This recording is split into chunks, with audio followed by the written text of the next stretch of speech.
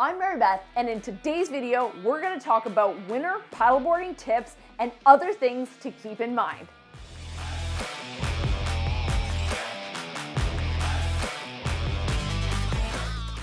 If you haven't already, check out my video on winter paddling and what to wear for winter paddling. Let's get started. Tips. Number 1, organize and lay out all of your clothes and equipment the day before to ensure you don't forget anything. Number 2, bring a set of extra clothes in a dry bag. This includes socks, another hat, as well as gloves or mitts. I also like to include hand and foot warmers. These extra items are important to have for emergency case situations. I also have a set of extra clothes ready to go in my car for post-paddle. This includes non-neoprene mitts or gloves to help pack up all of your equipment. Trying to pack up your equipment with neoprene mitts or gloves on is difficult. I also find a dry pair of socks and boots goes a long way. Another tip is to prepare all of your clothes so they're easily accessible post-paddle. This will help you warm up quicker and avoid you standing out in the cold searching for those items. Number 3, triple check the weather and wind. Keep in mind, you could still reach the location and find that it's not safe to paddle. 4, have a backup plan for worst case scenarios. Being prepared and thinking through emergency situations will go a long way to keeping you safe and avoid risk. Don't take unnecessary risks. Once you start to feel cold on the water, especially your hands or your feet, it's time to call it a day. Shivering, slurred speech, confusion, sleepiness, fumbling things with your hands are all signs of hypothermia. Hopefully you or your paddling buddies never experience this, but in an emergency situation, seek medical attention and get somewhere warm.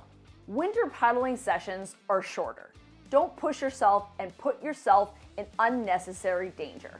5, warm up before heading out on your paddle. This way, you'll start off nice and warm and last longer. If you start off cold, you're not gonna warm up and you'll be uncomfortable and it'll be an unsafe situation. Jumping jacks are a great way to warm up. 6, bring a hot beverage. I bring a hot beverage out on my board with me and leave one in my car for after the paddle. Not only is it enjoyable, but it'll also help you warm up when needed. 7, things will freeze over or get icy. Think about what you typically bring out on your paddleboard. Inspect your gear and assess what might freeze over and no longer function. Your deck pad will get icy, so be careful when you're changing your foot position.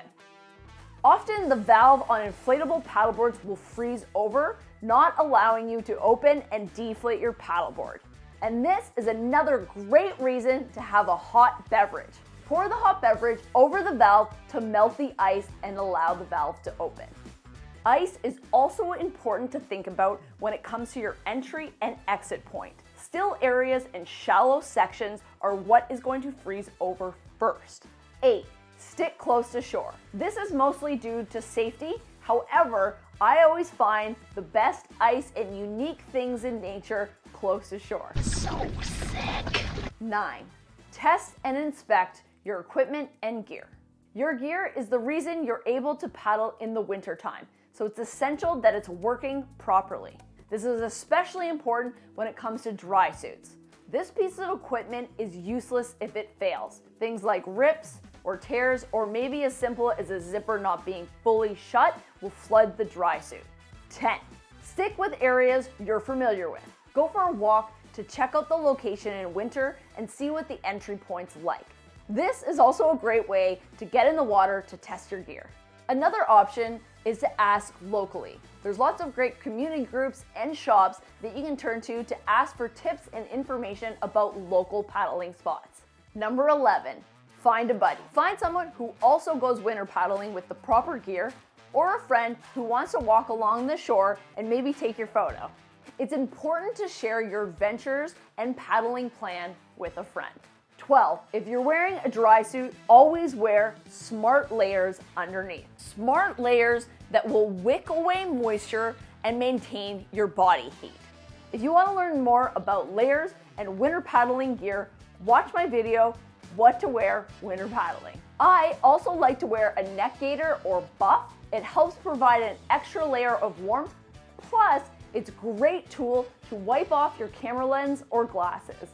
Number 13, you'll have limited hand function.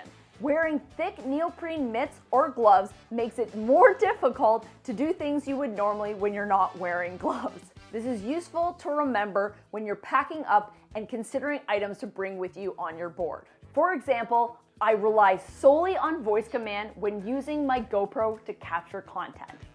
GoPro stop capture. 14. Changing at home is easier and more comfortable.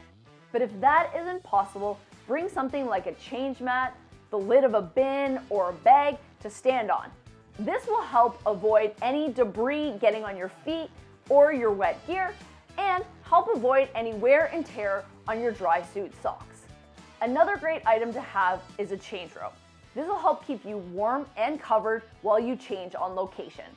Or it'll cover your wet gear for the ride home and keep you warm until you can get changed at home. 15. You can't put your wetsuit or dry suit in a washing machine. For ease, wear your full equipment in the shower to rinse or gently wash. 16. Batteries will die more quickly in the cold. Think of your phone. Make sure your phone is fully charged before going out, placed somewhere dry, and if possible, somewhere warm like against your body. 17. Cleaning your paddleboard is way more challenging in the winter. If you have an inflatable paddleboard but don't have a heated garage, use your shower or bathtub. Loosely roll the paddleboard and put it in vertically. That way, you're able to rinse and fully access the entire paddleboard. It's a bit tricky, but it's doable. It's how I get it done. And finally, number 18. You want to ensure you have lots of time. You don't want to be rushed and forget something or damage any of your gear or equipment. With the increased risk of cold water and more gear, you need the time to adequately plan and prep your gear. It's also important to note that loading and packing up your paddleboard often takes longer in the wintertime. If you have a hard board and you're loading it onto your roof rack, it'll take longer to tie up because your hands will get cold. If you have an inflatable paddleboard, it's more difficult to roll or fold them in cold temperatures as the PVC is stiff.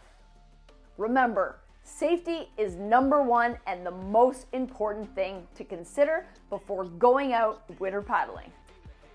I hope you found this helpful. Let me know in the comments what tips you have to share. And until next time, stay warm and happy paddling.